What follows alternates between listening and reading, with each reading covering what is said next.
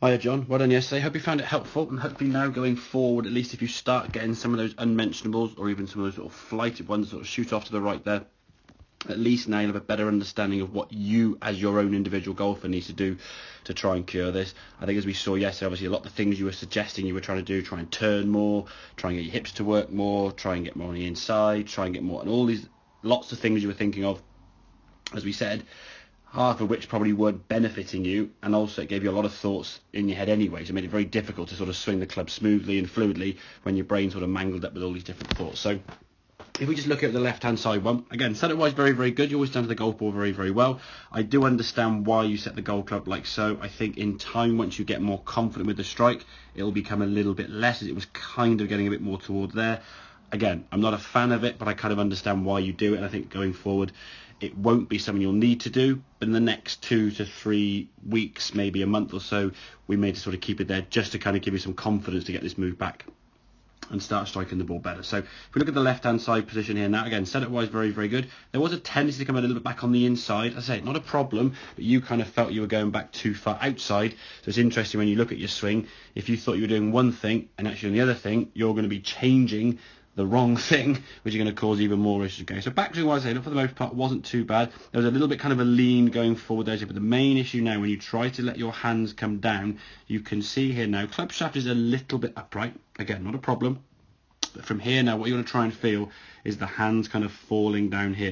If we just watch this kind of move here, your hands almost kind of move in this direction, almost straight towards sort of your head there for the first part of the down. That's almost like a sideways move before they even start coming down. And once they then start coming down now, the second you start putting speed into it, the arms now are working out in this direction as opposed to coming down back into your body. So as you start again here now, your left arm coming away from your chest, your arms then working out a bit too far from the body.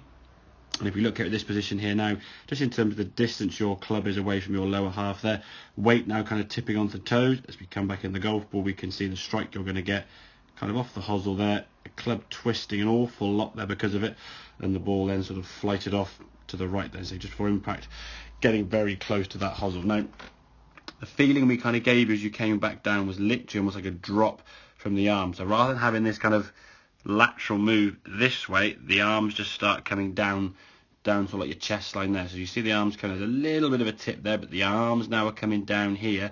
So as you start coming back into impact now, just look at the club position in terms of how far from your legs it is there.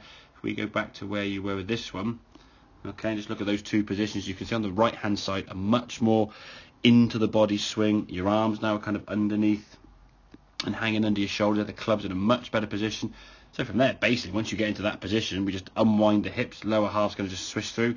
Beautiful strike of the golf, but actually ending a little bit toey, which is why the club face just opened a little bit. But as I said, at least from this end of the golf club, you got somewhere to play golf from. If you're catching in the hosel, golf becomes very, very difficult. And you've actually even gone a few games without actually hitting a shank, but just everything out of the heel there.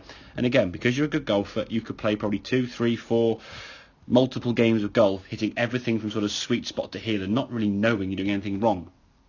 The problem is then, as we said, these sort of unmentionables or shanks, whatever they want to called, they sort of sit there dormant in your golf swing, and every now and then they sort of just creep in, and when they do come, they come out of the blue. You'll be playing 3 or 4 games, hitting the ball really nicely, not a problem at all. I say playing probably from the heel, but still hitting some good shots, and then out of the blue, suddenly one just pings off the hosel. And I think because of the history in the past you've had them, they can be so sort of destructive and so debilitating, panic sets in, and you just try to do anything you possibly can to try and avoid it. As we said at the start of this video, obviously a lot of the things you were trying to do were actually encouraging it. So if we can understand kind of your own concepts, your own theories in terms of your specific swing, no one else's, because obviously shanks can come from multiple different reasons for different golfers who have different kind of tendencies. Okay, so for your reasons, what we need to try and do is feel the arms just falling down here, no pulling towards the golf ball, get the arms working back into the body, much more under the shoulders there.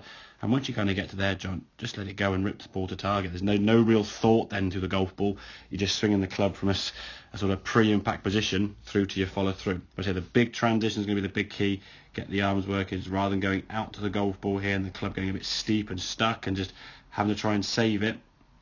Catching the hosel there a little bit, even though this wasn't actually a bad shot. It's Healy base, as we can see. If I go back a frame there, you could have probably played golf. As I said, that position there, you're just close to the heel. And I say, because it's still a reasonable-ish shot, but it's a very risky way of playing golf. So hope this all makes sense. As I say, any questions, obviously give me a shout. I'll ping the details through in terms of the sort of program packages going forward. Like I say, if we can just try and keep on top of this, so potentially one, ideally from your point of view, I would suggest maybe at the moment one a month, and then maybe towards the winter go to one every 6 weeks or 8 weeks or whatever, where we just sort of just keep on top of these. Don't let things get too bad before they become really, really bad. So I say prevention's better than cure with the shanks, really. So if we're keeping on top of things, if the ball starts going towards that heely strike, we can see it before it becomes shanking. Okay, so as I say, any questions, obviously give me a shout, and I'll catch up with you soon. Cheers, John.